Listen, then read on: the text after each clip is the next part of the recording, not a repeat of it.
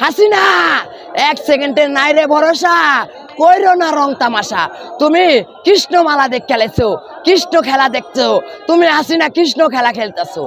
এখন হাসিনা পারতাছে না দেখা আমাদের জিয়া রহমান তারেক জিয়াকে অন্য রায় দিয়া, ভুয়া রায় দিয়া বাইরে রাখতে চাইতেছে।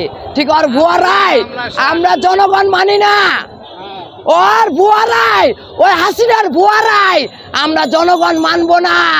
আমরা দেশের নায়ক তারেক জিয়াকে আমরা দেশে চাই। আর হাসিনাকে ভালোভাবে বলতাছি যে হাসিনা দেশটা ছাইরা দে, গদি ত্যাগ কর, তত্ত্বাবধায়ক সরকারের গদি হাতে তুললা দে, তত্ত্বাবধায়ক সরকারের হাতে গদিটা তুললা দে, না হলে তোর অনেক বড় বিপদ, তোর সামনে অনেক বড় বিপদ হাসিনা। আর একটা কথা হাসিনা, তুই নতুন করে আবার মাদ্রাসায় ভর্তি হ আল্লাহর কাছে মাপ চাওয়ার জন্য, না হলে তোর কোনো দিকে উপায় নাই।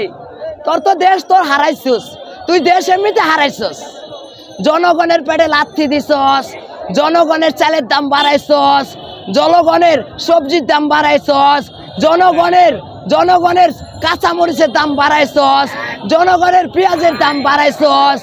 তাহলে তুই কেমনে জনগণের শান্তি দিলি? জনগণের শান্তি তুই কেমনে দিলি? জনগণের অশান্তি রাখা, জনগণের অশান্তিতে রাখা তুই দেশ উন্নতি করস। আরে বেটা দেশ উন্নতি, দেশ তোর মরে গেলে সাথে যাইব, এক সেকেন্ডের নাই রে ভরসা, কইরো না রং তামাশা। হাসিনা এক সেকেন্ডের নাই রে ভরসা, কইরো না রং তামাশা। তুমি কৃষ্ণমালা দেখ খেলেছো, কৃষ্ণ খেলা দেখছো, তুমি হাসিনা কৃষ্ণ খেলা খেলতেছো।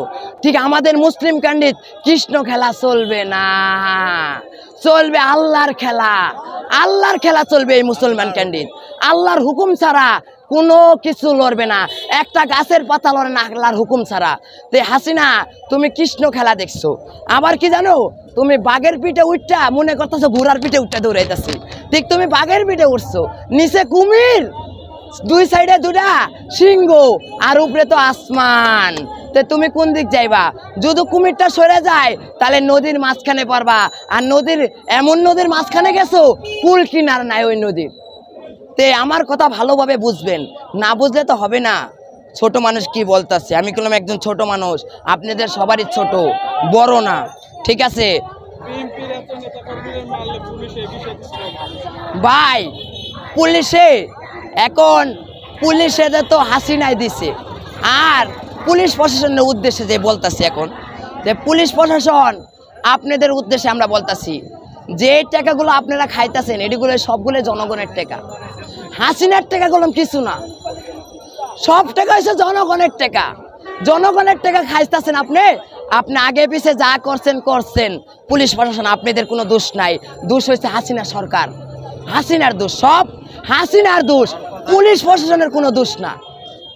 তে একটা শেষ কথা বলে ছাড়ি, আমাদের শেষ কথায় এক দাবি, এক দাবি, হাসিনা ছাড়ো গদি, ছাড়ো তত্ত্বাবধায়ক সরকারের গদিটা দিয়ে দাও, তত্ত্বাবধায়ক সরকারের গদিটা দিয়া তুমি একদিকে সরে যাও, না হলে জনগণের কেদানি খেয়ে মরে যাও, এটাই তোমার চান্স, বুঝছো? আর একটা কথা, আমার দেশের আমার প্রধানমন্ত্রী বেগম খালেদা জিয়ার মার মুক্তিটা দিয়ে দাও, আমার প্রধানমন্ত্রী বেগম খালেদা জিয়ার মার মুক্তিটা দিয়ে দাও।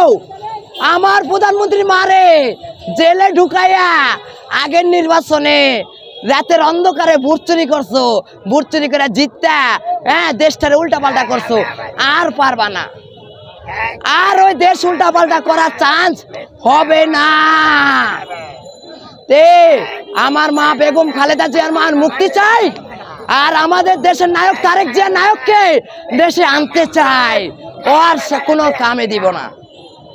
তে এটা জানি আমার কথাগুলা আমাদের যুক্তরাষ্ট্রের কানে যায়, আমার কথাগুলা বাইরের রাষ্ট্রের কানের কাছে যায়, তারা তো আবার ভালো বুঝে নাকি?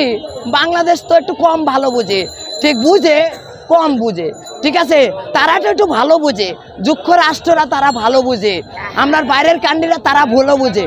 তে তাদের কানে যেন যায়, আল্লাহর কাছে আমি এটাই চাই, জানি আমাদের দেশটাকে আমরা আবার ভালো মতন জানি ফিরে পাই। আমার নাম হচ্ছে মোহাম্মদ সোহেল রানা বাবু। আমি থাকি রাজপথে। আমার রাজপথ ছাড়া আমার কোনো জায়গা নাই।